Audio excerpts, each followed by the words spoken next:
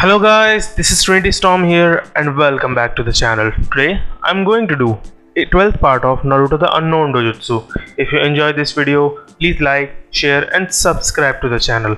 Also, don't forget to follow me on my other social media handles. Now wasting no more time, let's start the story. After 3 days, Naruto awoke for the 10th time in his sleep today, not from a nightmare.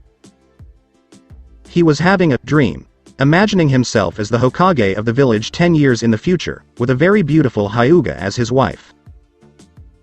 Mika, who was secretly watching over him from outside, noticed his actions and immediately flew in. She didn't need to use her talons to cut through the glass because the window was open for the sunlight to come in, as she had assumed. She took a deep breath as she hovered above Naruto's sleeping figure, a concerned expression on her face. "Hold on, Naruto," she exclaimed. "I'll wake you up from your nightmare." She then spat a small jet of water directly into Naruto's face, causing the blonde to immediately awaken from his slumber. When he felt something cold hit his face, the blonde Uzumaki opened his eyes. But when he did, he was surprised by a stream of water that hit his face. As a result, he simply closed his eyes and waited for it to end. Fortunately, it only took a few seconds.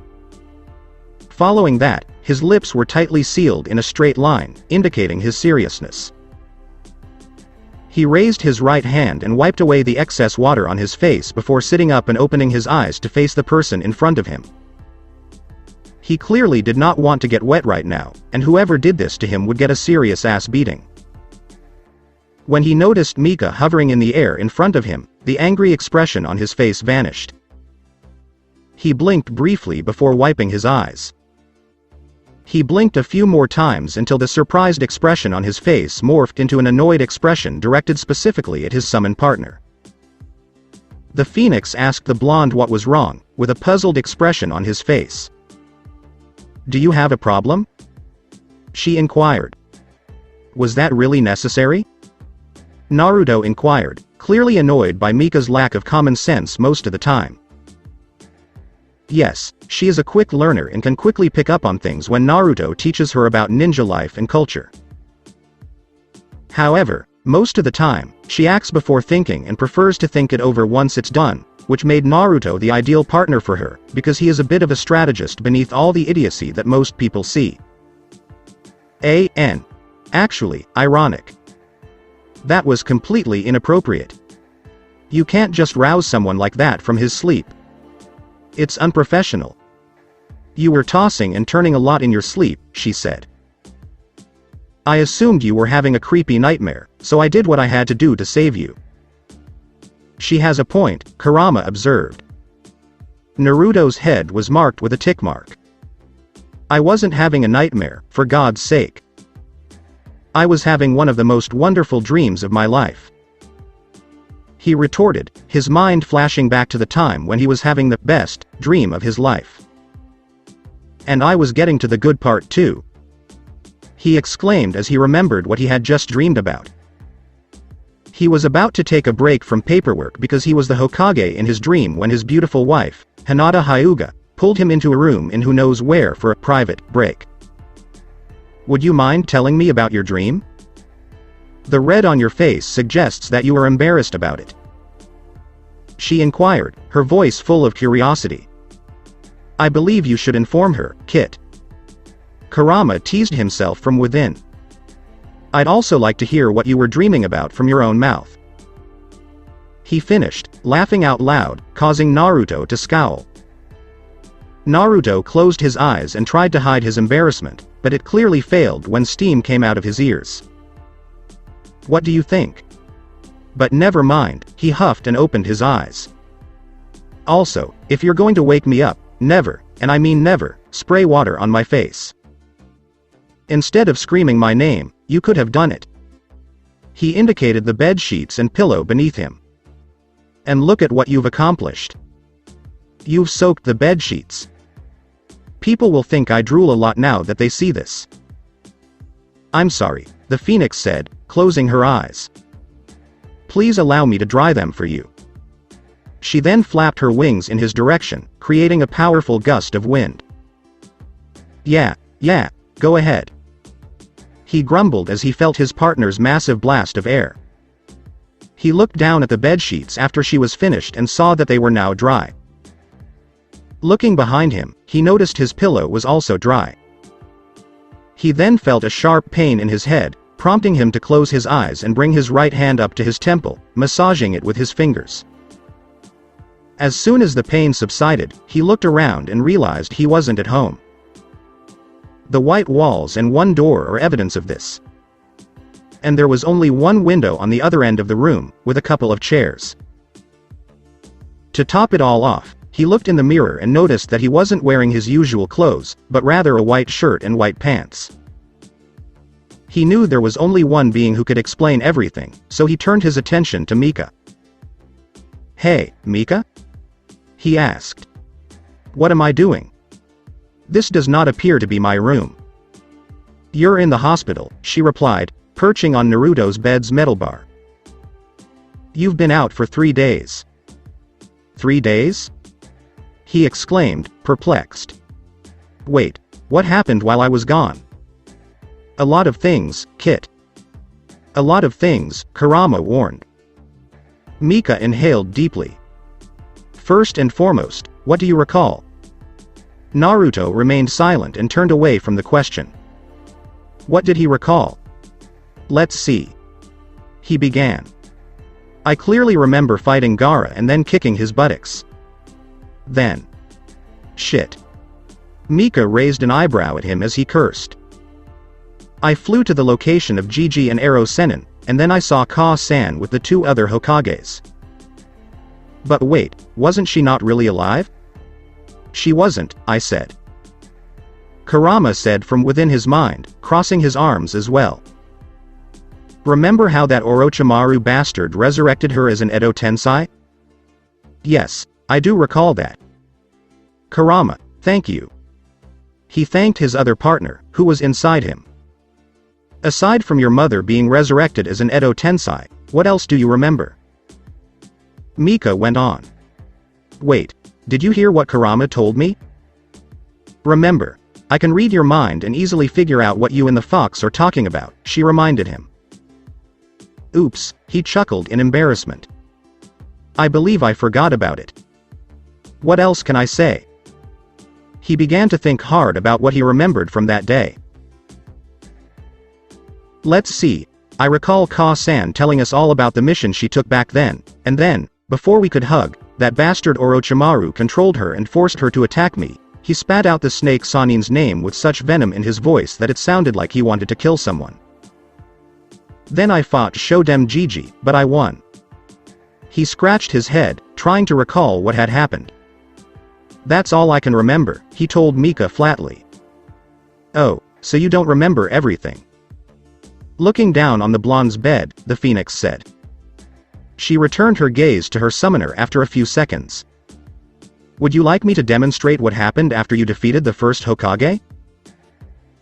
"I can demonstrate by connecting our minds and using my own memory, as I was watching all of you from the rooftop the entire time."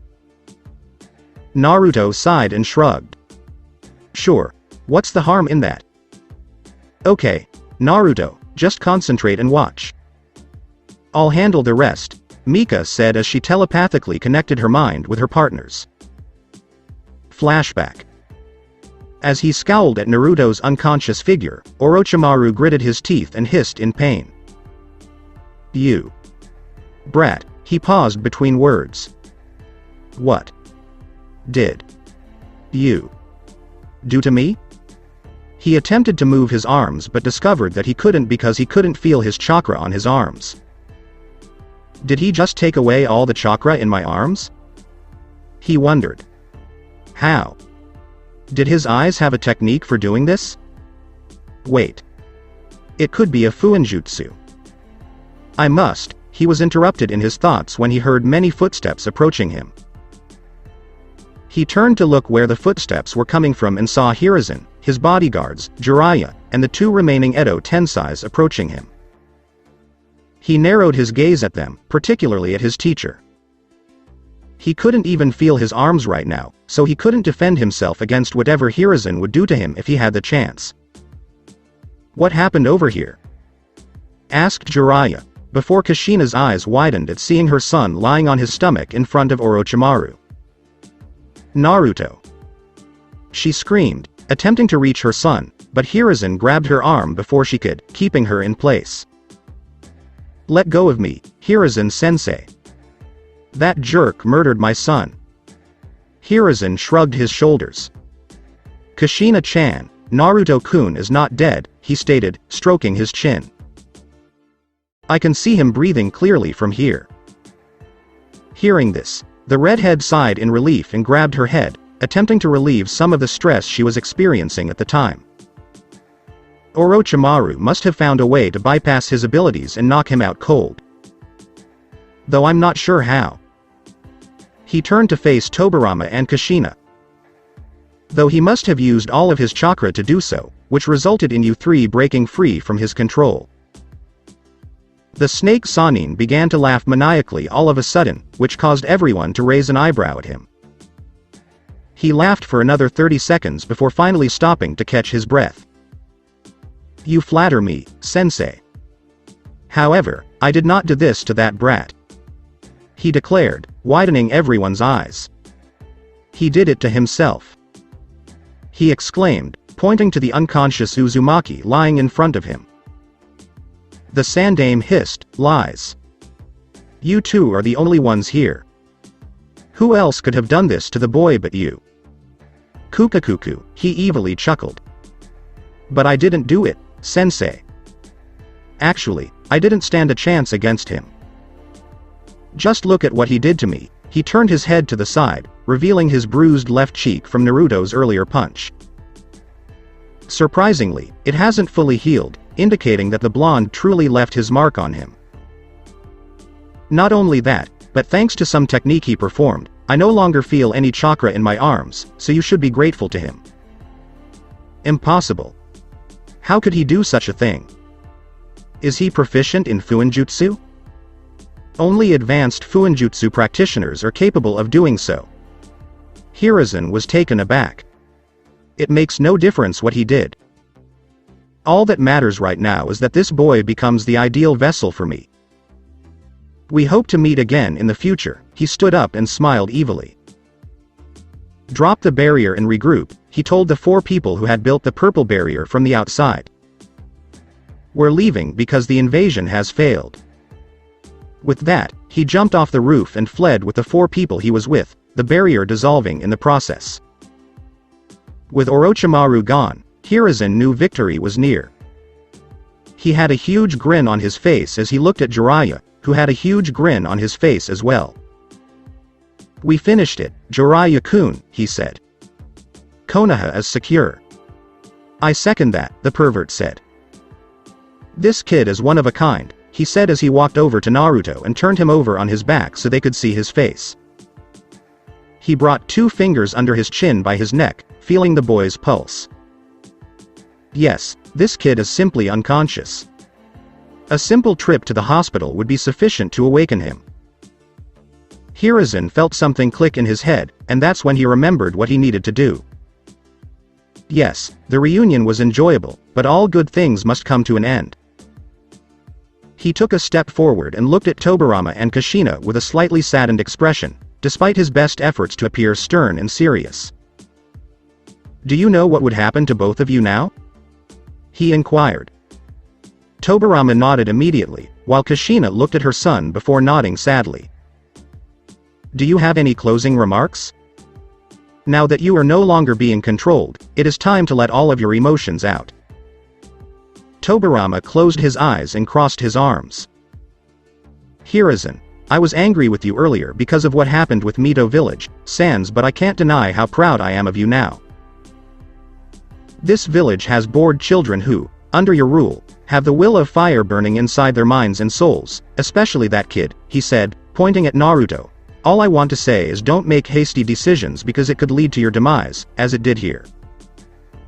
The Sand and Sound might have succeeded in their invasion if it hadn't been for the efforts of the entire village. Being Hokage is a difficult task, Hiruzen. but you always have the support of the entire village." The Sandaime softly chuckled. "As much as it pains me to say it, Sensei, I've decided to step down as Hokage." Tobirama raised both of his eyebrows as he stated. "As you mentioned, the village has given birth to children who have the will of fire within them. I believe it is time for one of those kids to take over. I've been keeping an eye on this village for much longer than you realize, Sensei. The time has come for a new successor." The Nidaime cast a glance at Naruto before returning his gaze to his former student. "Are you planning to make that boy your successor?" he asked, pointing to the blonde, and Hiruzen followed him until he burst out laughing. "But, Sensei, Naruto-kun is far too young for the job. Don't get me wrong. I want to see him as the one who will rule over the village one day, but for now, I'd like to see his journey to becoming a worthy candidate for the position. That boy is special, and I know he'll work hard to achieve his goal." "I hope so," Tobirama said as bandages wrapped around his entire body. "Even if you're not the Hokage, Hiruzen, look after the village. There are still many challenges ahead of you, and I believe this invasion is just one of them." He was finished because the bandages had now completely covered his entire body. "That Uzumaki Naruto reminds me of Ni-san," he reflected. "I can't believe I'm saying this, but I really hope that boy becomes Hokage someday." His desire to protect the village, as stated by Hiruzen, is something that a Hokage should do. One of Hiruzen's bodyguards then placed a sealing tag on Tobirama's body, effectively ending his Edo Tensei body. Hiruzen had to stop a tear from falling from his eye as he watched his sensei being sealed away. "Goodbye, Sensei," he thought to himself before turning his gaze to Kushina. "Do you have anything to say to me or Jiraiya-kun, Kushina-chan?" he inquired. The brunette shook her head. "It appears Nidaime has already told you what I wanted to tell you, Hiruzen-sensei," she explained. "I'm happy with how things turned out. Even though I never got to properly say goodbye to Naruto back then, do you think you could let me talk to him before I leave, Sensei? I just want to properly say goodbye to him." The old man raised an eyebrow at her at first, wondering why she would need to do that when Naruto was unconscious and couldn't hear what she had to say anyway. But then he noticed, out of the corner of his eye, something hovering in the air not far from where they were, and he knew immediately that Naruto would find out what his mother would say to him. "Go ahead, Kushina-chan," he said, motioning for Jiraiya to step away from the blonde boy for a moment. She walked over to her son and knelt beside him, smiling at the Sandaime. "I never got the chance to say goodbye to you back then, my son," she said, placing a hand on his brow. "And this time, even though you can't hear me, I can tell you everything I want to say to you right now." She gave the boy a friendly smile. "Thank you for forgiving me, Naruto. I was never able to forgive myself after I died. I was so angry with myself for leaving you alone and without saying goodbye. But now that I've heard from your lips that you've forgiven your mother, I can finally rest. I'm finally free of it. So, Naruto, thank you very much." She kissed him on the cheek after that. "Continue your quest to become Hokage. You, like your father, should never give up hope." She stood up as bandages wrapped around her entire body. "Hiruzen-sensei also mentioned earlier that you found love, Naruto. While I appreciate that you found someone in your life," she then changed her tone of voice to a more solemn one. "But no funny business for the time being, get it? You should not commit immoral acts while you are still young." After the bandages had completely covered Kushina's body, a sealing tag was placed on top of them. "I promise we'll be together again," she said as her consciousness left the fake body she was in. Jiraiya caught sight of his sensei's teary-eyed expression. The pervert smirked and decided to tease a little. "Ah, sensei. Are you going to cry?" he teased, causing Hiruzen to narrow his eyes at him. "Don't worry, sensei. It's perfectly fine to let it all out. It's completely. He was then met with a fist to the face, causing Jiraiya to fall to the rooftop on his stomach, his face emitting smoke as a result of the Sandame's punch. I may be old Jiraiya-kun, but I can still pack a punch, Hiruzen said before hearing wings flapping in the air. He turned around to see Mika, Naruto's phoenix and summon partner, approaching the rooftop they were on. He moved forward a few steps so that he could hear whatever she had to say. "Ah, Mika-san," he said, smiling. "Are you here to support Naruto-kun?" The phoenix simply nodded. "Hello, Hokage-sama," she said. "I must admit, I did not expect us to win here today. With two villages working together to destroy Konoha, I'm surprised they haven't left much of a mark on this place." "Well, I'm not sure about that yet, Mika-san. Have you taken notice of the village's current state? You must have arrived here around the same time as Naruto-kun. Do you have any news about Konoha's condition?" Mika cast a glance around the village before returning her gaze to the Hokage. "Well, I can confirm that Naruto defeated the Ichibi Jinchuriki entirely on his own. I didn't even help him that much," she started, which caused Hiruzen's eyes to widen. Then, while the battle was still going on, he created a shadow clone to return to the village and deal with the two giant snakes that we presume Orochimaru summoned. Then I took him back to the village, where we saw that all of our forces were equally managing their own against the enemy. And the two snakes had also been defeated by a giant toad summoned by Naruto's clone. She looked up and tried to remember what happened next before closing her eyes. That's all there is to it.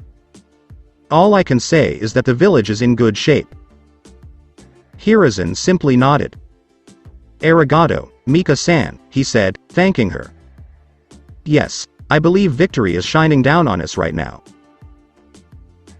And to think Naruto-kun fought back against everything Orochimaru had to offer," he remarked, looking at the blonde's unconscious figure, before Mika perched on the rooftop tiles and grabbed Naruto's shoulders with her feet through his jacket, before flying up into the air again, taking her summoner with her.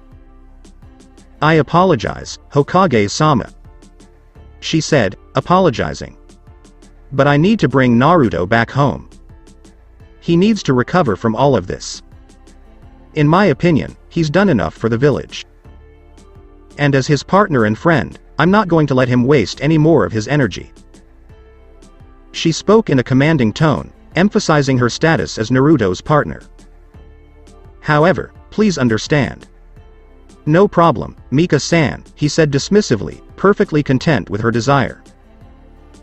"However, I will dispatch Kakashi-kun to pick him up from his residence. Even if he does recover from his unconscious state, we must ensure that his condition is fully stable, so we must consult with a hospital. Mika-san, expect him to drop by in a day or two." The phoenix nodded, realizing the Hokage's intent. "That's all I had to say. You're free to leave." He finished, and the phoenix took off with Naruto in tow. The Sandame smiled as he watched the two fly off into the distance. "Just wait, Naruto-kun. I have the ideal reward for you after everything you've done," he thought to himself before turning around. He then raised an eyebrow at his four bodyguards, whose jaws were all on the roof tiles before Hiruzen finally realized why. He grimaced and cast another glance at Mika and Naruto as they flew away. "Oh, Naruto, that's right. Everyone in the village now knows about your eyes. And some of them have also seen Mika-san. I just hope this doesn't cause too much trouble in your life," he thought. Flashback concludes. Naruto, like his pseudo-grandpa, face-palmed when he heard the final part of Mika's flashback. "Don't you think we just made a scene back then?" he asked his partner gently, feigning innocence. "What are you talking about?" Mika asked. "Do you realize what you just did? You literally demonstrated yourself to the other shinobi," he exclaimed, throwing his arms in the air. "It's bad enough that I have to deal with certain people because of my vision. Now you?" He reclined on his bed, pretending to be unconscious. Just kill me now so I don't have to go through all of this. He moaned angrily. Well, Naruto, I needed to bring you back home. She tried to defend herself. Look, I apologize for my recklessness. So what do you think about me accompanying you when you do get confronted by the council about me? She suggested. During the last few weeks, Naruto taught her a lot about the village, including the villagers, ninjas, the council, the Hokages, and a general overview of how things work in Konoha. Mika, on the other hand, surprised Naruto by being a quick learner. Back then, this made the blonde smile inwardly because he didn't have to do things personally to make the Phoenix understand. And now that she knows about the council, it's not surprising that the blonde said something like this. It'd be less stressful for you if you let me handle things if that happens. Naruto cut her off before she could continue by raising his right hand. You're right, you Phoenix. Kurama yelled sarcastically, causing the Phoenix to roll her eyes at him. There were times when he agreed with her, and other times when they disagreed. Especially when Kurama makes fun of her whenever she makes a mistake or slips up in a critical situation. I believe me and the kit could handle that situation quite well on our own, thank you. Never mind, just forget about it, he said dismissively. I'll just do it on my own, he grumbled as he sat back up on his bed and looked out the doorway.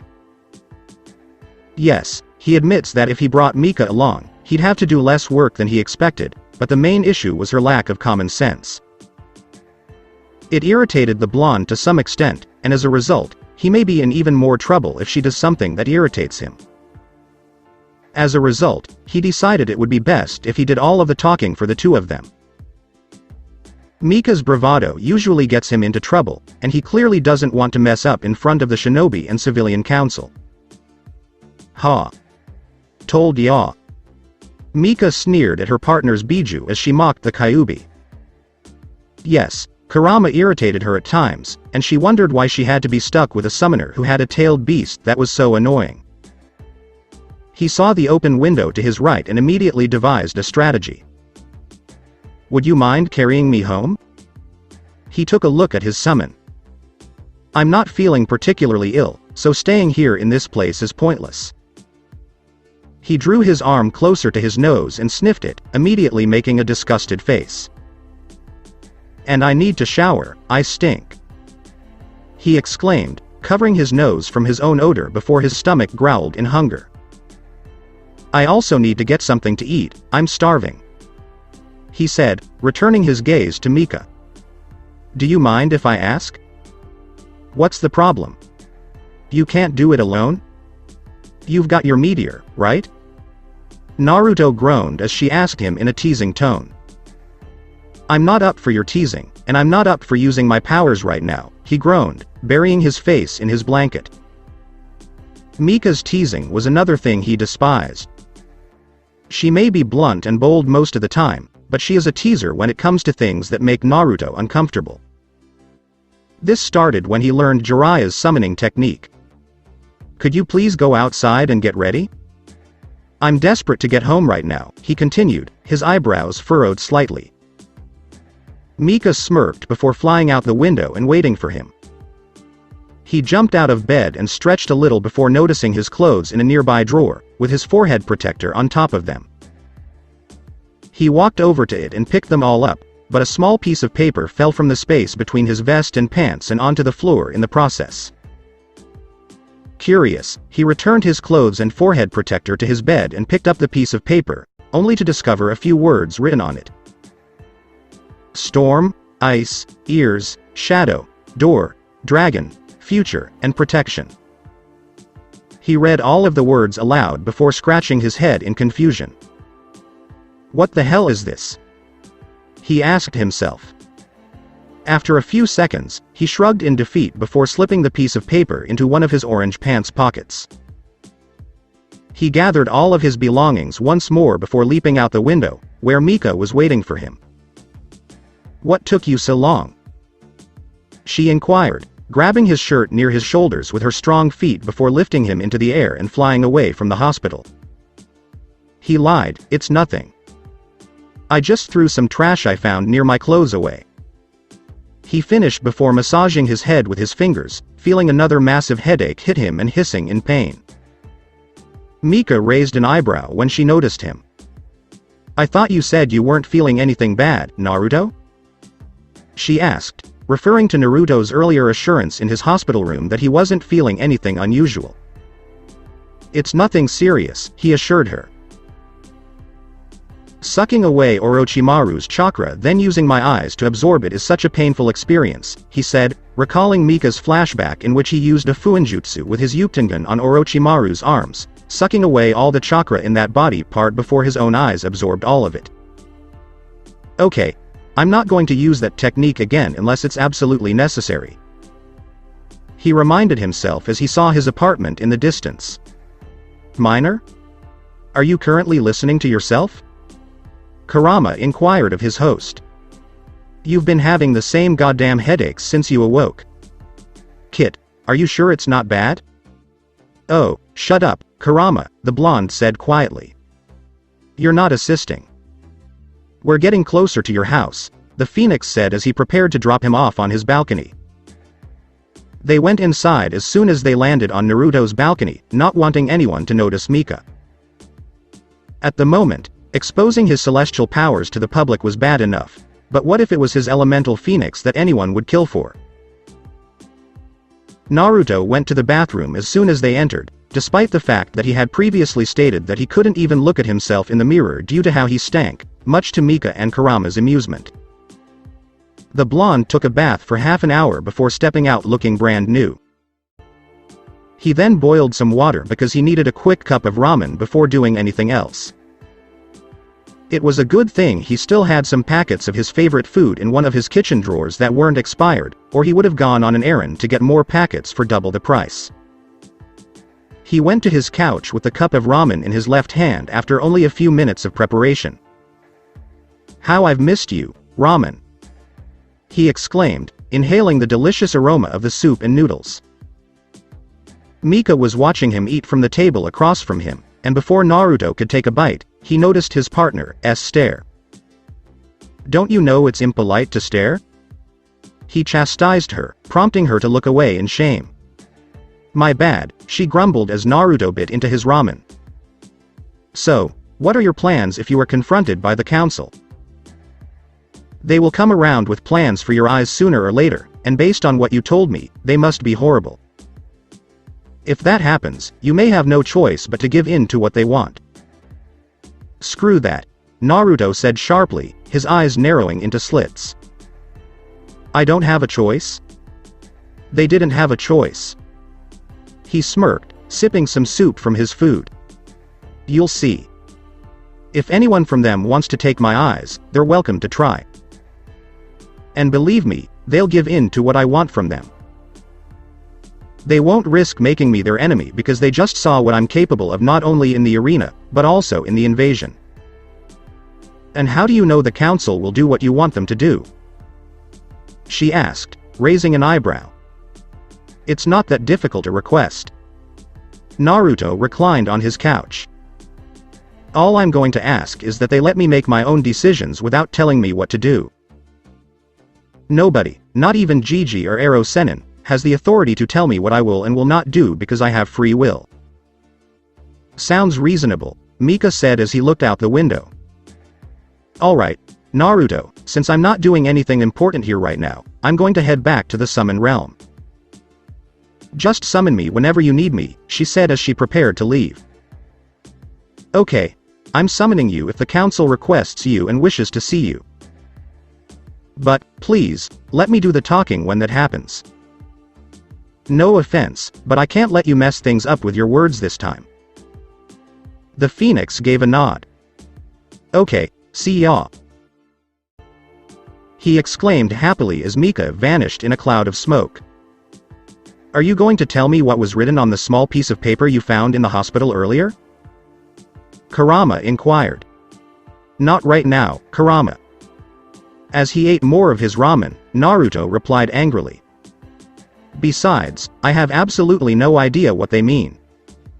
They're just some words on a piece of paper. It appears that I must lend you my wisdom right now, so I'll assist you.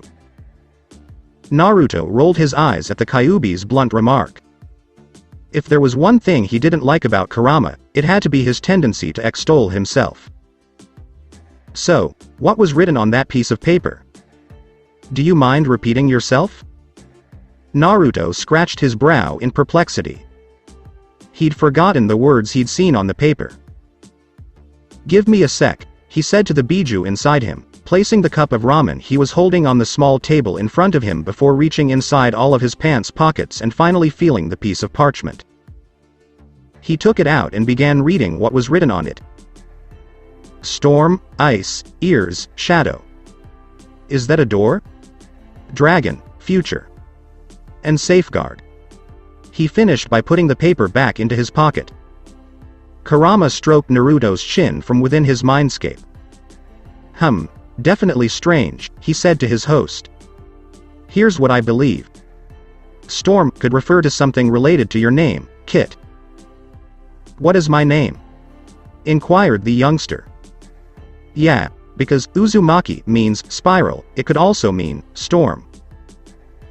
Because, if you look at how storms form, they resemble a swirling vortex of wind and water, right? The blonde nodded, intrigued because Kurama was correct in his prediction. Next, the only thing, or rather person, I can associate with the word ice is your friend who uses ice release, am I correct? Yeah, good point. Haku is the only one I can think of who uses ice-related techniques. He raised his hand to his chin, pondering what the next word, shadow, could mean. Shadow. The only people I know who are associated with shadows are Shikamaru and his clan. He said, as an image of Shikamaru Nara appeared in his mind. There you have it. You're starting to get the hang of it. From within his mind, the Biju cheered. Let's move on to the next one. Door could literally mean the thing you use to go inside and outside of places, or it could mean something else. But I'm not that clever. Dragon can also refer to flying creatures that breathe fire, blah, blah, blah, but I'm not smart enough to figure out what it really means. Before thinking about the last two words, Naruto chuckled at Kurama's suggestions. Future. Well, I'm sure you know what I mean, don't you? What could happen to anyone when the time comes, he inquired of the Kyuubi, who responded with a slight nod. And finally, protect. He paused to consider what the word could possibly mean before shrugging. No, I'm pretty sure that last one means, to protect someone, right? Kurama nodded one more time. So there you have it. A jumble of words with absolutely no connection to one another, he screamed before picking up his ramen and starting to eat it again. You know, Kit. They might be connected in some ways. We just don't know what it is, the Biju explained to his host, still thinking about the 8 words they had just tried to figure out. Well, Kurama, you can keep playing detective. Naruto smirked in response. I'm just going to forget about what I saw because it was a waste of my time. He went on, causing the fox to shake his head in dismay because Naruto is giving up so easily. When Naruto heard a knock on the door, their conversation was cut short. Well, I got company, he said, sipping the last of his ramen soup before standing up to go to the door. I'll see you later, Kurama. He then yawned and stretched before tossing the cup into the sink, where it landed safely. You know it's not a good idea to ignore this, Kit. Don't you think it's strange that you found that paper in your clothes this morning? What if it actually has meaning? The Kyuubi issued a warning to his host. Like I said, Kurama, you can keep playing detective, he said, shifting their conversation to his thoughts because someone was at the door and that person might be wondering who Naruto was talking to. I'm just going to move on with my life because it's a complete waste of time, he told the tailed beast as he opened the door, revealing a lavender-haired girl with white eyes he hadn't seen since the invasion.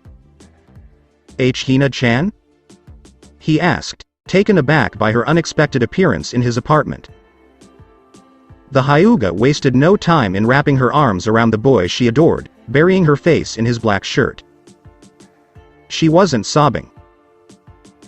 It's just that she hadn't seen him in a long time, specifically since she lost the fight against her cousin and Sasuke in the semifinals of the third part of the Chunin exams. Naruto stood there, frozen in place, completely taken aback by Hinata's unexpected appearance and hug. After a few moments, he realized what was going on and wrapped his arms around her as well, resting his chin atop hers. The blonde didn't feel anything wet on his shirt for the entire minute she was hugging him, indicating that she wasn't crying. Naruto could see the concern and longing for him in her eyes as soon as she drew away, despite the fact that her eyes lacked pupils. In turn, he ran his right hand through her soft, lavender hair, keeping the same expression on her face. She cupped his cheek with her right hand. "Where have you been?" she inquired. "I was going to pay you a visit in the hospital earlier, but when I went into your room, you were gone." Naruto blushed and rubbed the back of his neck. He apologized, "Hee, sorry Hina-chan. I wasn't feeling particularly ill when I awoke, so I took the opportunity to return home. Furthermore, I haven't been back here in a long time." She gave him a warm smile. "I missed you, Naruto-kun," she said sweetly, resting her cheek on his shirt and hugging him as if there was no tomorrow. Naruto continued to smile at her until she spoke again. "I'm sorry for what happened in the exams," she admitted, her eyes welling up, wiping the smile from his face. "I was mistaken. Even though we trained together, I was still beaten by Ni-san and Sasuke-san. And then I left you to fend for yourself." Hearing this, Naruto let go of her and grabbed her shoulders by the sides, surprising her. "Listen to me, Hina-chan," he said solemnly. "I don't care what happened to me after you lost, okay? It's okay to lose in life, Hinata. It's part of the process of maturing and teaches you how to be even better when the time comes. You understand that just because you lost that fight doesn't mean you're weak? Take, for example, Neji and Sasuke. I managed to beat them both, but they put up a good fight. I respect them even more for it, as well as their efforts in our game. That also applies to you, do you understand? Even if you lost, I think you did well in that fight. Remember that, okay? Don't let your mistakes prevent you from growing stronger, because losing simply means you need to work even harder to achieve your goals." Hinata stared at him with wide eyes. It took a few seconds for her to register what he had just said, causing her to close her eyes and smile as she began to speak. "You really know how to cheer someone up, Naruto-kun," she said, looking up at the blonde. "That's part of your allure, I suppose. It's a wonderful thing to be able to make someone happy." Naruto then remembered something in the back of his mind, but he hesitated to say it. What if she faints because it's so sudden? He wondered, shaking his head internally. No, I must do this. I'm stronger now, and I can keep her safe. He then cleared his throat and started speaking. "Do you mind if I ask you a question, Hina-chan?" he asked. "What do you want to ask me, Naruto-kun?" she asked, unsure what he was talking about. He inhaled deeply and looked Hinata in the eyes. "Hina-chan. Back then, I thought I was weak and that I needed to strengthen myself so that I could protect those I care about and love, including you." The girl bit her lower lip, slightly concerned about what was going on. "I couldn't accept being your boyfriend back then because I questioned my own strength and thought I was weak." He took a quick glance away before returning his gaze to her. "But now I can confidently say that I can protect you and everyone I care about. I'm stronger than I used to be, and I proved it a few days ago. I'll keep the promise I made to you back then because I never break my word." He leaned in closer to her, causing the Hyuga to flush slightly from his unexpected move. "Do you want to be my girlfriend, Hina-chan?" Hinata's pupils dilated. While she had wished to be his lover, she had not expected him to bring it up so soon. A few tears escaped her eyes, prompting Naruto to look at her with concern before widening her smile and re-wrapping him in her arms. Yes. Yes. Yes, 1,000 times. She exclaimed her delight at hearing Naruto ask her that question. Of course, I want to be your girlfriend, Naruto-kun. I love you so much. She continued, nuzzling into his black shirt and hugging him again tightly. At 11:23 a.m., 2 hours later, Hinata snuggled into Naruto's bed after another intense and satisfying hour together. The blonde reasoned that now was the time to be honest with her. If they were to start a relationship, they had to be honest with each other, right? Plus, he knew Hinata could be trusted with his deepest secrets. So he spent the next hour telling her about the truth behind his eyes and his hidden abilities, which first appeared many years ago. He then told her that he had been training for about a month in order to become stronger than before in order to keep his promise, much to the embarrassment of the Hyuga. After that, he told her that most of the villagers were probably aware of his Uchtengan because he fully embraced his celestial powers after witnessing the girl being beaten up by her cousin and Sasuke. When she asked why she didn't know about it despite being present during the invasion, the blonde explained that he had to deal with Gaara outside of the village before going to the Sandaime to assist in dealing with Orochimaru. She was now aware of his eyes. But the blonde reasoned that he could at least add Mika to the list of people who knew about his elemental phoenix. It was difficult to persuade her to believe him when he told her. Although she believed him about his eyes because he personally demonstrated his dojutsu, she would only be convinced that he truly has a phoenix as a summon if he could show proof. He was forced to summon his partner, even though he didn't want to, but only for a short time to prove to Hinata that he was correct. However, the girl did not take it well, as she fainted as soon as Mika vanished into the summon realm after being summoned. Naruto sweated at her little habit before kissing her on the forehead and snuggling with her. Both awoke after another hour of peaceful sleep and are currently engaged in a very interesting conversation. I still can't believe you didn't inform me. Hinata pouted as she sat up in her bed, her voice sounding hurt. I would have understood your predicament and kept your secret. Mo. Naruto-kun, you're a jerk. Naruto-kun, you're a jerk. She scolded him with her finger, just as a mother would. In defeat, he raised both arms. When things are normal, he's usually the one at her mercy. Actually, it's quite ironic. Sorry, Hina-chan, he apologized, trying to sound genuine.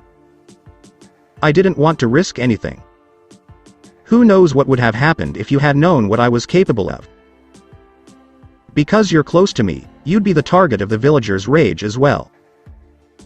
The girl then punched his arm and giggled like a child.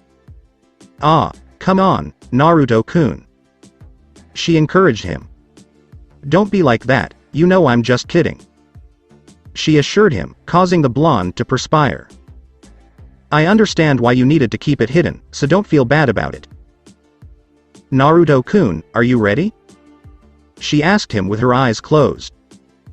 When she asked him a question, he only rolled his eyes. Anyway, I'm going to need to use your restroom for a moment.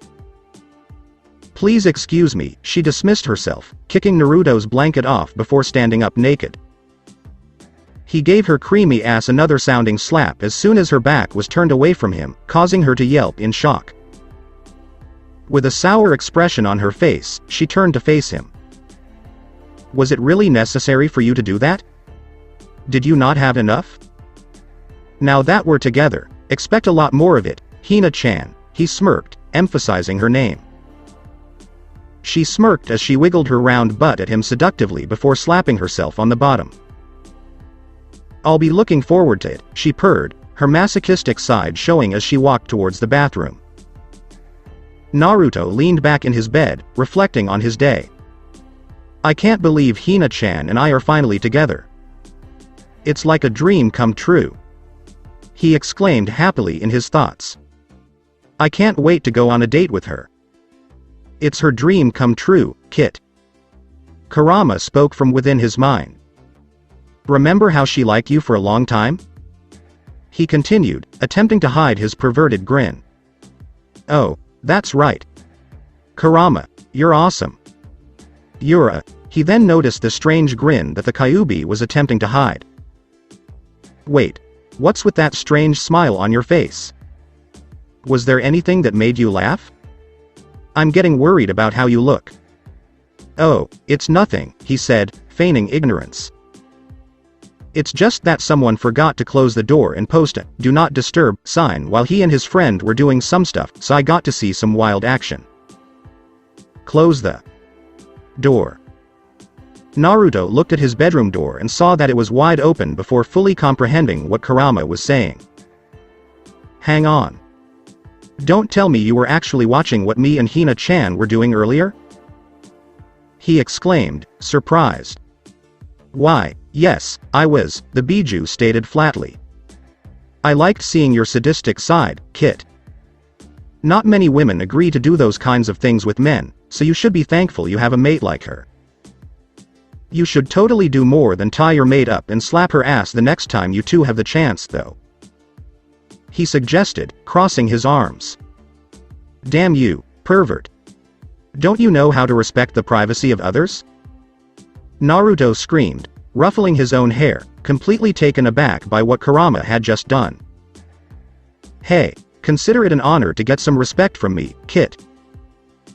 I'm known as the ultimate alpha male, you know, so I'm an expert in these kinds of things," he boasted, which only resulted in a tick mark appearing on Naruto's head. "Besides, it gets boring inside your body most of the time, so watching you do stuff like that is a good way to pass the time. And another thing, there's nothing wrong with being a sadist while in heat, Kit. You should take what I'm about to say to heart and take it as advice from me. The rougher it is, the more pleasure you and your mate will receive," he advised his host with a feral grin. "Whatever. I have no idea how I got stuck with a perverted fox in the first place." The blonde interrupted their conversation, but he could still hear the fox's demonic laughter in his head. When he felt his consciousness return to reality, he heard a knock on his window and saw it was none other than his sensei, Kakashi Hatake. He got out of bed and opened the window, allowing them to talk freely because he was still wearing his boxers underneath his blanket. "Is there something wrong, sensei?" he inquired. "How did you end up here?" "Sandaime-sama has summoned you, Ms. Hyuga, Sakura, Sasuke, and Narashikamaru to the tower's council room," he told his student. "Naruto, it appears that you were one of the chosen genin who will be promoted to Chunin. I'm delighted for you," he completed with an eye smile. "You go ahead, Kakashi-sensei. I'll catch up," said Naruto, eager to send his teacher away before he saw Hinata's clothes or the girl herself, which were sprawled on the floor beside his bed. "Allow me to take a quick shower. See, I just awoke from a deep sleep." "Fine, but you'd better hurry, Naruto," Kakashi informed him. "I expect you to arrive in less than half an hour, or I'll have to make you attend extended training sessions with the team during missions," he warned. "The council does not appreciate being kept waiting." "Obviously, sensei. What do you think you're saying? I'll be there right away," he assured him, wanting Kakashi to leave his apartment immediately because Hinata was now out of the bathroom.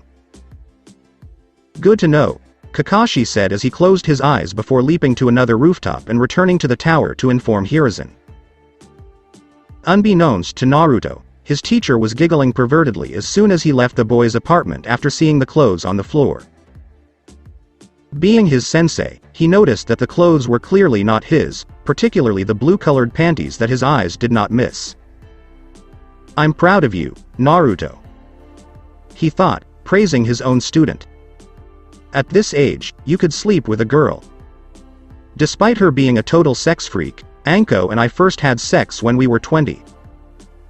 Well done." Hinata returned to Naruto's apartment and walked back into Naruto's bedroom, where she noticed her lover putting on his black shirt, which caused her to raise an eyebrow in confusion. "Naruto-kun? Are you on your way somewhere?" she inquired of him. Naruto immediately turned his head towards her when he heard her voice. Hina-chan. Get dressed, it's perfect timing. He told her this while throwing all of her clothes at her, which luckily got caught between her arms. What was the situation? Why was Naruto telling her to get dressed when they had just had so much fun? But before she could ask him why, he had already done so. We must go to the tower. Kakashi-sensei informed us that we had been summoned to a council meeting and that he believes we will be promoted. She then started putting on her clothes, beginning with her pantyhose. That's fantastic news, Naruto-kun. She exclaimed joyfully.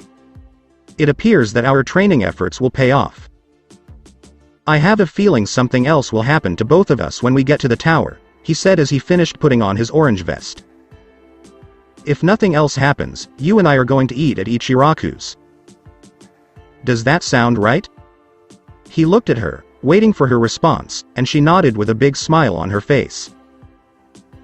Naruto laughed to himself as he sat on his bed and put on his forehead protector.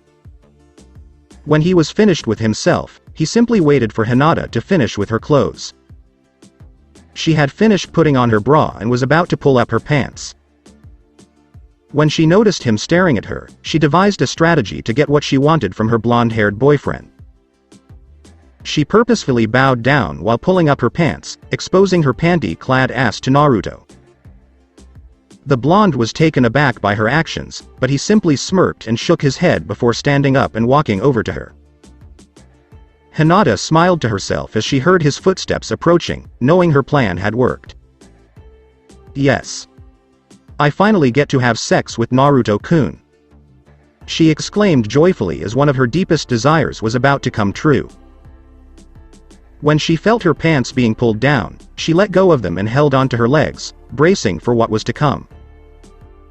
According to what she learned, having sex for the first time hurts, especially for the girl. All of her fantasies were shattered when she felt Naruto's hand slap her ass cheeks, causing her to moan from the unexpected sensation as well as pout, disappointed that Naruto didn't succumb to her seduction. When she felt her boyfriend pull her pantyhose back up, she turned to see Naruto with a wide grin on his face. That kind of seduction isn't going to work on me, Hina-chan, he said. You should control your lust because it is harmful to your emotional and mental well-being. Keep your fantasies to yourself for the time being. We're too young to do anything, okay? She reluctantly nodded. You should get dressed. I'll be waiting for you on the balcony, he said as he left her in his room. Perhaps Naruto-kun is correct, she reasoned as she continued to pull up her pants. I need to relax. It's not the end of the world. We're lovers now. And we have all the time in the world to do such things. She went to Naruto, who was standing just on the balcony after she finished putting on her clothes. She approached him with twiddling fingers and a bright red face, which piqued the blonde's interest. I apologize for attempting to seduce you earlier, Naruto-kun. She said. That was extremely impolite of me. Please accept my apologies.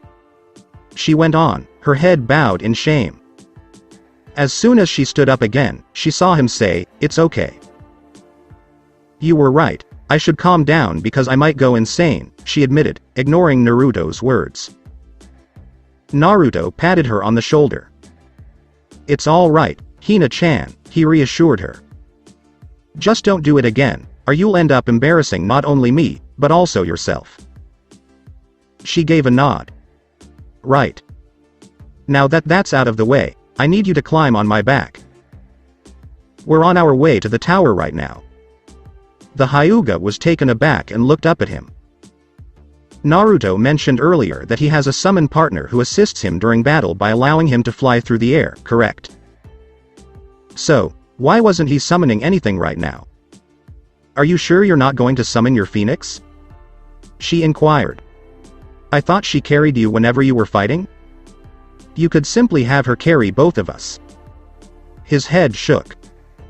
Mika is her name, and to be honest, I don't summon her for frivolous reasons like carrying the two of us all the way to the tower.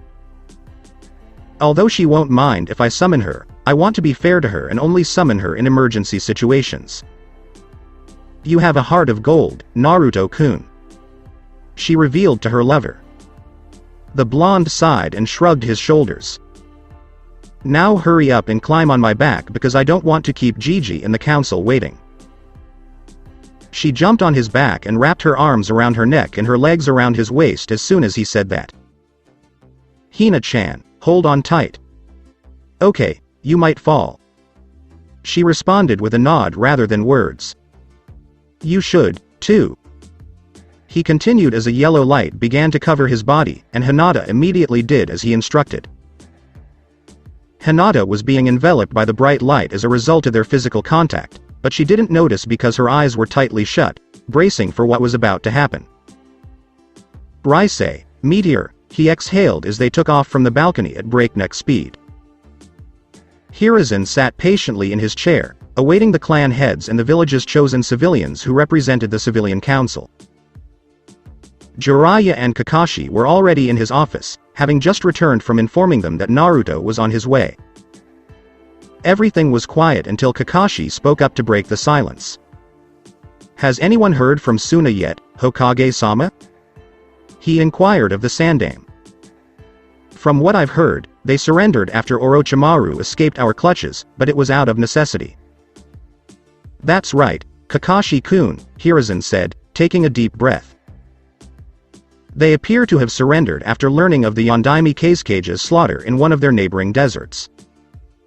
Orochimaru appears to be the prime suspect in his murder. I feel sorry for them. Being duped by an ally for his own evil ends is a serious matter. He got out of his seat and looked out the window. I hope Tsunade-chan is more than capable of looking after the village. He muttered, which Jiraiya and Kakashi overheard. Wait a minute, did you just mention Tsunade? Jiraiya exclaimed, stunned. Kakashi was stunned and unable to speak. The Sandaime nodded and turned around. Jiraiya-kun, you are correct. I've decided to step down as Hokage completely, he announced in a solemn tone. I'm too old for this job, and it's past time to find a replacement. It's past time for me to do what I should have done after Minato-kun died. And I've decided to give the job to one of my students, just as Sensei did when he chose me. Tsunade-chan is the best candidate to replace me as Godem Hokage of Konoha because I know you would decline the position if I offered it to you. You do know that Tsunade-sama has been gone from the village ever since, right Hokage-sama? Kakashi asked, still reeling from his shock. Or did you forget? Kakashi-kun, no. I didn't forget. That is why I am sending Jiraiya-kun and Naruto-kun on a special mission to find her and bring her back here. Although I know she'll probably decline at first, I don't have any other potential successors. He turned to face Jiraiya. That is why you must do whatever it takes to bring her home. Wait, why do I have to bring the Gaki with me? Jiraiya inquired. Naruto-kun is a unique young man. Hiruzen replied, reminiscing about the blonde's time at the academy. He can be serious and composed when he wants to, despite being brash, obnoxious, and loud most of the time. He has an uncanny ability to make others pay attention to what he says, and his words can have a profound effect on a person's mind and soul. According to Kakashi-kun, Naruto-kun was able to persuade Zabuza Momochi to change his mind during their mission to the Land of Waves. According to what you learned back then, Zabuza is a merciless but honorable swordsman of Kiri, but now, thanks to Naruto actions, he's a loyal and proud shinobi of Konoha. Jiraiya's pupils dilated. He was aware that Zabuza was now an official village ninja. Jiraiya immediately pulled out a kunai to prepare for battle when he first encountered the shinobi from Kiri, but Zabuza only responded with a loud, good day to you. He had no idea Naruto was the catalyst for his change of heart. The pervert laughed as he shook his head. Damn, that kid surprises me every time. He remarked, before a specific kid entered his mind, catching him off guard. Of course. Yes, she'll agree to it. he thought to himself after remembering what Naruto had in comparison to a specific child in his youth. You know, sensei. I think it's a good idea to bring the kid, he finished, crossing his arms. I just remembered something very interesting, so thank you for deciding to have him accompany me. What do you mean? Kakashi inquired. It's settled, Hiruzen said, interrupting the two of them and destroying Jiraiya's potential response. Later in the council meeting, I will announce the mission and my decision to retire. What about Kakashi-kun? He attracted the Junin's attention by calling out to him. Do you think Naruto will be okay if I assign him this task? I'm not going to make the boy do anything he doesn't want to. Oh, no, no. Exclaimed Kakashi, dismissing the Hokage's concerns. You know him. He enjoys going on missions. He's been killing for another mission that Team 7 will take, but because of the exams, we couldn't go on one. So I don't see why he shouldn't be assigned to this one. He'll begin packing his belongings as soon as his name is called. He smiled as he spoke. Jiraiya's voice cut Hiruzen off before he could respond. I just checked outside, sensei, he said as he closed the door behind him. The majority of the clan heads, as well as members of the civilian council, have arrived. I also saw the Gaki with his princess, as well as all of his genin friends who were present at the meeting. Jiraiya-kun, you should go ahead. Hiruzen informed him, and Jiraiya only shrugged before exiting his office once more. Hiruzen's hand was on Kakashi's shoulder as he was about to follow him outside. Do you need anything from me, Hokage-sama? Kakashi inquired. Have you heard anything about Sasuke condition Kun's from the hospital? In turn, the Hokage inquired. When his other student was mentioned, Kakashi sighed. Sasuke has been in a coma-like state in the hospital since the invasion. He was in that state not as a result of jutsu, but because of his own actions. He didn't bring it on himself, to be sure. Kakashi dropped to his knees, clutching his head, after intervening in the boy's fight with Kabuto. His Mangekyo Sharingan was unstable at the time due to his horrific memory of his family's murder, which combined with Orochimaru's cursed seal caused the raven-haired boy to collapse to the ground, unconscious. Kabuto had not intended to fight a ninja like Kakashi at the time, so when the latter appeared before him and Sasuke could even fight, Kabuto had no choice but to flee and retreat. Kakashi was taken aback when he saw Sasuke carrying the Mangekyo Sharingan at such a young age, and he wondered how he got such eyes. But Sasuke was already unconscious, so his question was never answered. Other than the fact that he's still in a coma, nothing. Kakashi said, his voice mocking. I believe that only Tsunade Senju is capable of treating him now. You see, Sasuke suffered from a severe trauma caused by the instability of his own Mangekyo Sharingan as well as Orochimaru's chakra in the cursed seal that he placed in the boy's body. I'm concerned about his health right now. Which makes it even more important for Naruto-kun and Jiraiya-kun to get Tsunade back here, Hiruzen concluded, earning Kakashi's approval. It irritates me how Sasuke-kun managed to awaken his Mangekyo Sharingan. I haven't seen a new pair of eyes like yours in a long time, Kakashi-kun. I believe it began with Sasuke-kun witnessing the death of his family when he was young. Yes, but Hokage-sama, he still had his mother. Sasuke must have gotten his new eyes after his mother died a few years ago, given that the same person killed both his clan and his mother. Kakashi began to stroke his chin. Unfortunately, it is not stable due to the amount of stress he is experiencing.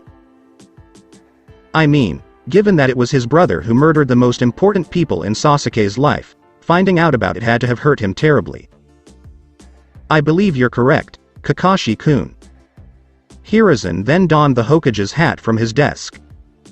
We'll figure this out once, if Sasuke-kun wakes up. We will not reveal any information about his current condition to any of the council members, especially Danzo, for his own sake. I have a feeling he'll try something sneaky once he realizes that Uchiha is vulnerable at the moment. However, I will state that he is currently in the hospital to compensate for his absence from the meeting. For Sasuke's sake, Kunz, you must not tell anyone about his eyes.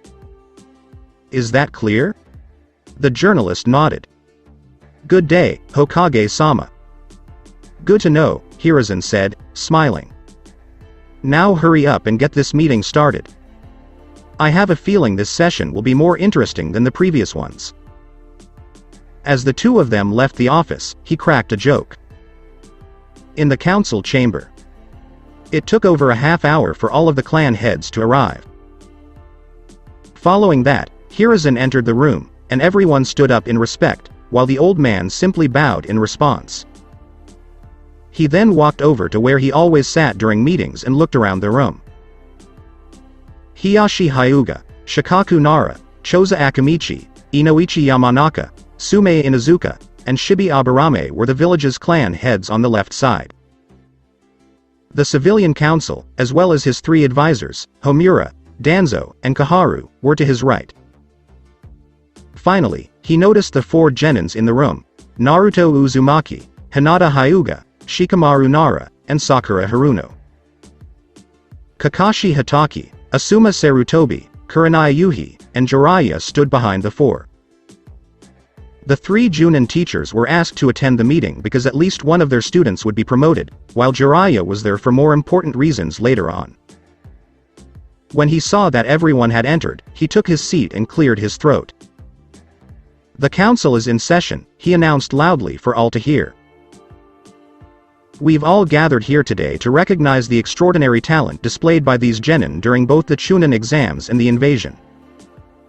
Please come forward for all of the names I will be calling. He noticed the four young ninjas nodding as he looked at them. Nara Shikamaru, he exclaimed, and the mentioned boy stepped forward, hands in his pockets, looking bored.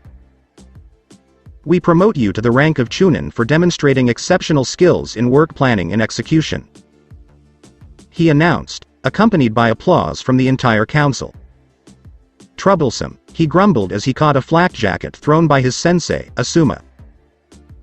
He yawned as he put it on himself before returning to his original position. Hyuga Hinata, says one.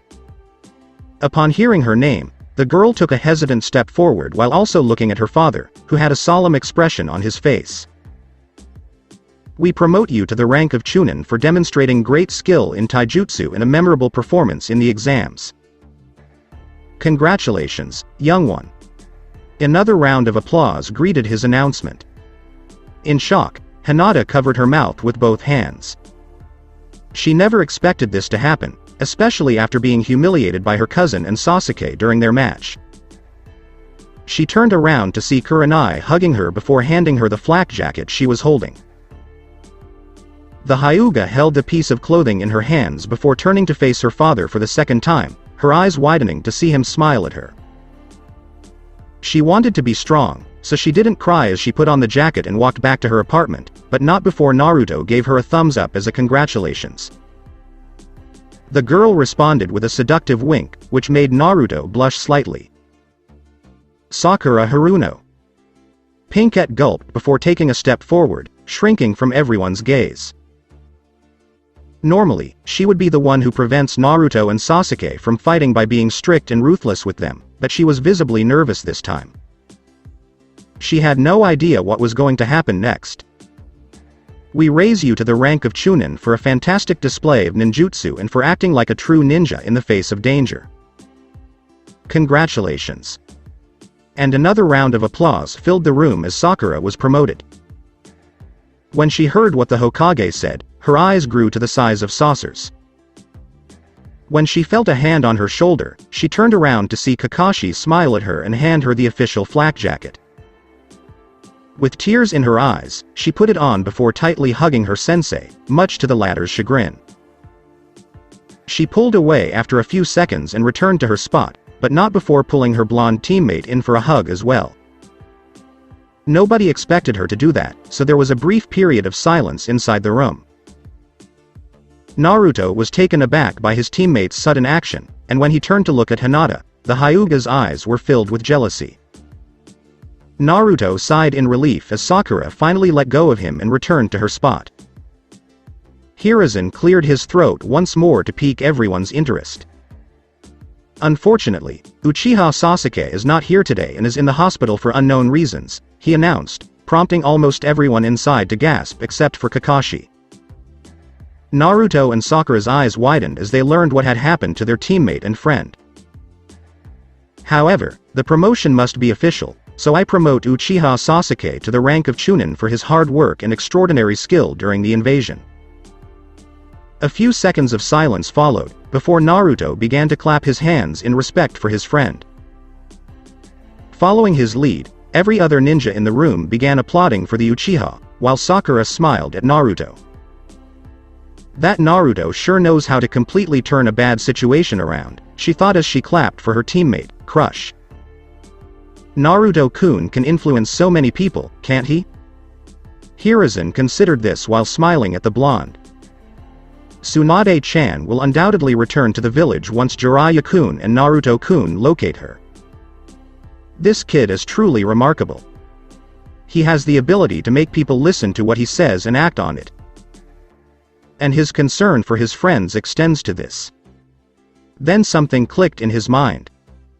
Oh, right. I better finish this quickly because I can tell there are many questions that require answers from the council, he thought, looking around at the council members. He waited for the room to be silent before speaking again. And finally, the Sandaime began, gulping unconsciously as he turned his gaze to Naruto. For displaying unrivaled prowess and unbelievable determination not only in defeating the Ichibi of the Sand, but also in defeating the missing nin, Orochimaru, single-handedly. Many members of the council have already widened their eyes at what this person has just accomplished. I raise Uzumaki Naruto to the rank of Chunin, but for his efforts in the exams and invasion, I elevate him to the rank of elite Chunin. An enormous silence followed, just as it did when Sasuke's name was announced. Naruto was too stunned to move from his spot. He was content with accepting the Chunin rank, but he had no idea Hiruzen would take it a step further. Talk about a strange day, because many unexpected things happened, right? Kit, congratulations. Excellent work. You've earned it. Kurama cheered from within his mind, which made Naruto smile. Hinata began clapping her hands all of a sudden, drawing Naruto's attention. The blonde was taken aback to see his girlfriend cheering for him at such a crucial moment. Did she forget her father was even present? Sakura began clapping her hands after the Hyuga, a big smile on her face, truly happy for her friend's promotion. Shikamaru followed her, who, for what seemed like the first time, wasn't bored. He actually had a smile on his face as he supported his friend. Following the three genins, there was applause from Kakashi, Asuma, Kurenai, and Jiraiya. Naruto was speechless at the time because he didn't know how to respond. Naruto grinned broadly as his sensei approached him and handed over the blonde's hard-earned flak jacket. As he put it on himself, all of the clan heads, including the Hokage, stood up and began clapping their hands, joining in the applause. Meanwhile, Hiruzen's advisors sat motionless in their seats, while the majority of the civilian council members rolled their eyes and some stared down at the scene. It took about 5 minutes for the spontaneous celebration to die down. Throughout the process, all of the Junin teachers present, including Jiraiya, personally congratulated Naruto on achieving such a rare rank. Sakura hugged him tightly and expressed her admiration for him. Shikamaru high-fived him before telling the blonde how troublesome he was, much to Naruto's amusement. Hinata hugged her boyfriend as well, and with their backs to her father, she kissed his cheek and thanked him for helping her train to become stronger and for being her lover. Hiruzen appeared to be about to say something when silence fell over the room for what seemed like the last time, but then his eyes caught sight of a member of the civilian council with light, blonde hair raising his hand, as if he wanted to say something. Do you have a question of that nature? Inquired the Hokage. The man rose and bowed. Yes, Hokage-sama. He began, before his tone abruptly changed to one that seemed to demand answers. Don't you think this is too much? He glared at Naruto, while the blonde boy just rolled his eyes, knowing that the day wouldn't be complete without complaints from the council, whether from the shinobi or the civilian side. Yes, we have tolerated him becoming a shinobi, but promoting him to such a rank is absurd. Uchiha Sasuke is a more deserving candidate for elite Chunin, and awarding it to a demon is absurd. He yelled angrily, Sakura and Hinata wincing at the word demon. I suggest you calm down, the Hokage said solemnly. My decision to elevate Naruto-kun to that rank is final and will not be reversed. The Genins were promoted based on how well they performed in the Chunin exams and contributed to the invasion. Have you forgotten that the boy defeated both Hyuga Neji and Uchiha Sasuke on his own? Or are you saying you were one of the people who nodded off during Naruto fight? Kuns. Some in the room tried hard not to laugh after that statement, as the villager looked down in shame. Not only that, but Naruto-kun also defeated Suna's tailed beast, the Shukaku. In fact, you should thank him for saving you all from certain doom. He declared, raising the brows of every clan leader. You can even throw in the fact that Naruto-kun was the sole person who defeated Orochimaru. What? Screamed the majority of the civilian council. If you want more proof, go ahead and ask Jiraiya-kun, Hiruzen said, motioning to the Sannin who was crossing his arms beside Kakashi. He was with me the entire time we were fighting Orochimaru. The old pervert smiled broadly. That is correct. That Gaki took excellent care of Orochimaru. He declared, causing a wave of gasps to reverberate throughout the room. In fact, I never even got a chance to fight him. I've been dying to get my hands on Orochimaru, but the Gaki beat me to it. Not to mention that he used only one jutsu to make Orochimaru cry all the way back to Otto. He couldn't stop laughing, he joked. You see, Hokage-sama? Exclaimed the man once more, this time in a frantic tone. The youngster defeated a formidable missing nin on his own.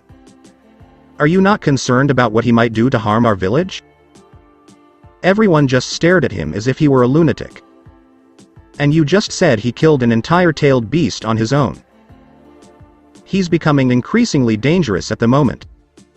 I didn't do it on my own, Naruto interjected. I had some assistance when I fought Gaara, he continued, shrugging his shoulders. Didn't Kushina-san teach you not to interrupt other people's conversations, brat? The man spat out, his gaze shifting to Naruto for a brief moment before returning to the Hokage. That was clearly something he shouldn't have done, because the shinobi inside the place who were censors could see Naruto's chakra radiating all over the place. Hiruzen looked at the boy and noticed him narrowing his eyes at the villager who had just insulted both him and Kushina.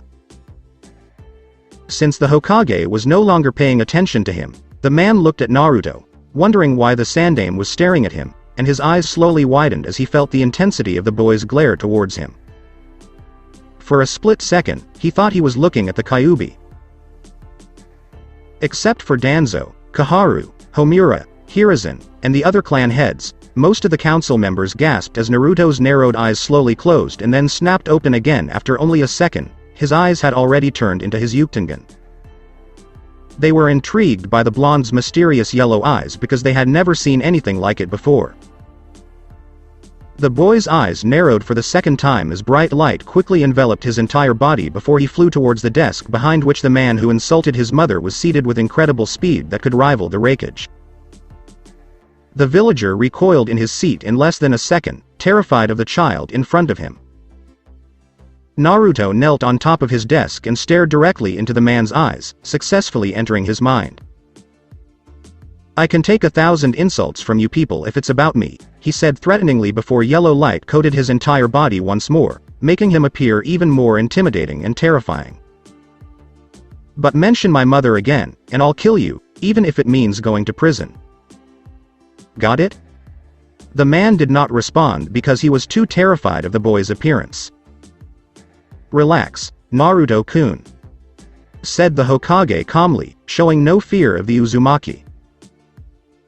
His words had a Naruto-like effect, because as soon as the blonde heard what his pseudo-grandfather had just said, the yellow light covering his body vanished almost instantly. He turned his gaze to Hiruzen. "Go down there, I'll take care of this," he said. Naruto nodded, but before he could do what he said, the boy gave the man one more menacing glare before flying back down to Hinata's side. He did not, however, deactivate his dojutsu. Hiruzen narrowed his eyes at the man who had just insulted Kushina as he saw Naruto return down there. "That was extremely impolite of you, and this is your final warning. I'll have no choice but to send you to jail the next time you spew such nonsense. Is that clear?" The villager nodded quietly, traumatized by what Naruto had done to him. The Sandaime kept his gaze fixed on him for a few seconds before shifting his gaze to everyone else. "The Genin's promotion is complete," he declared. "Is there anything else you'd like to talk about before I adjourn this meeting?" Homura's voice filled the entire room. "Yes, Hiruzen," he said, and the Hokage leaned back in his seat, waiting to hear what his former teammate had to say. "Would you please step forward, Uzumaki Naruto?" he asked the blonde. "It appears that this is it, Kit," Kurama stated. "Are you ready for this?" "Of course," says one. Naruto responded with determination in his thoughts. "Then give them what they've been requesting, Kit." Naruto took a step forward, a solemn expression on his face. Homura resumed speaking after seeing Naruto carry out his request. "While your actions during the invasion were admirable and just, you unintentionally thrust yourself into the spotlight. The defeat of the Ichibi in your hands has drawn attention, and it will affect not only the future of the village, but also your future. As a gesture to protect the young leaves of Konoha, we would like to place you, Uzumaki Naruto, in a special program where you will be guarded by an Anbu squad for 24 hours and will keep an eye on you in all of your activities. Even during combat, they would aid you in avoiding danger. In turn, you'll tell us more about your mysterious eyes so that when the time comes, you can." Naruto had already responded before he could finish his sentence. "My answer to that is a big NO," he said, a defiant grin on his face. Homura narrowed his eyes at Naruto's demeanor. Of course, he expected the blonde to decline the offer, but he didn't expect it so soon, while he was still speaking. "You must see reason, boy," Koharu said, attempting to reason with the child. "Because you are the village's Jinchuriki, you are one of the main targets of other villages if they try to attack us as well. We saw your battle against Hyuga Neji, Uchiha Sasuke, and Gaara of the Sand in the exams, and we noticed that many ninjas from the Sand and the Sound were already drawn to your so-called hidden abilities. And they will undoubtedly go to great lengths to obtain not only the Kyuubi that is inside you, but also the eyes you currently possess. Cooperation with us is the only way to ensure the safety of both the village and yourself. I don't need the ANBU's assistance." The boy responded with a firm voice. "What makes you think the villages will go to any length to get to me? You are aware that Suna is recovering from their defeat against us, correct?" He paused after that, taking in the council's individual reactions before continuing. "Kiri is still mired in their contentious civil war involving their Yondaime, Iwa is still in shambles from the last war, and Kumo won't try anything because they intend to form an alliance with us. You're a very well-informed young man. Benefits of having a traveling Sannin as one of your teachers," he observed, casting a glance at Jiraiya. "It doesn't matter," exclaimed Homura. "Your mysterious abilities, which no one in the entire world has ever seen before, spell even more peril for the village, and it will simply double the price for your head in bingo books. You will be safer if you cooperate with Konoha's authority, and we will not restrict your daily activities as a shinobi in any way. You can continue to live your life normally. I won't cooperate with you even if we spend the entire day here. I can look after myself, and do you know why I used my true powers against Sasuke and Neji? I could have used my other jutsus instead, Because I can also use fire, wind, and water transformations, so why didn't I fight those two instead? Following Naruto's response, the council found themselves unable to speak. Naruto smirked as he saw them speechless. He now has them. That's right, I chose to use my celestial abilities. I had to use them in secret before but during exams because I thought I was weak and that if I used them, the people around me would be in danger due to my own actions, but then I realized I was strong enough when I fought Sasuke and Neji. In determination, his hand curled into a fist. I worked out every day, and as a result, I became stronger than before. That's why I used my true abilities that time. It's because I'm a strong enough person. He stated. There's no turning back if you go down this road, boy. Homura went on. Whatever you say now, actions speak louder than words. We're giving you one more chance. Working with us will keep you safe from harm thanks to the ANBU's protection. The fate of the village is being debated here, young man. Exclaimed Naruto, shaking his head twice to demonstrate his defiance, and the sea. My dream is to become Hokage, the best Hokage there has ever been. He began, piqued everyone's interest in the room. If I allow the village to fall as a result of my actions, I will never be Hokage. I'll bear all the pain because I chose to reveal the truth about myself. I'll take all the hatred and contempt that any other village has for us. They can try to get me if they want to. As a Konoha shinobi and future Hokage, I will not allow any danger to come near us. I'll risk my life to protect the village, and I'll train every day to become even stronger than before. That's why I don't require your assistance or the ANBU's protection. That's why I decided to show off my abilities. Because I am strong enough. He finished, pointing with his index finger to the two elders. Many of the clan heads were taken aback by Naruto's maturity. They were smiling because of Naruto's dedication to protecting Konoha as well as his defiant attitude toward the elders, two of the village's most respected people. We completely understand your situation, Uzumaki Naruto. Shikamaru's father, Shikaku Nara, the head of the Nara clan, spoke up, and the blonde turned his head to see who was speaking. However, there are some specific questions we'd like you to answer about your eyes and what they can do. Is that acceptable to you? He inquired of the youngster. Let's get it on, Naruto challenged, causing Shikaku to softly chuckle. First and foremost, how did you get such eyes? He inquired.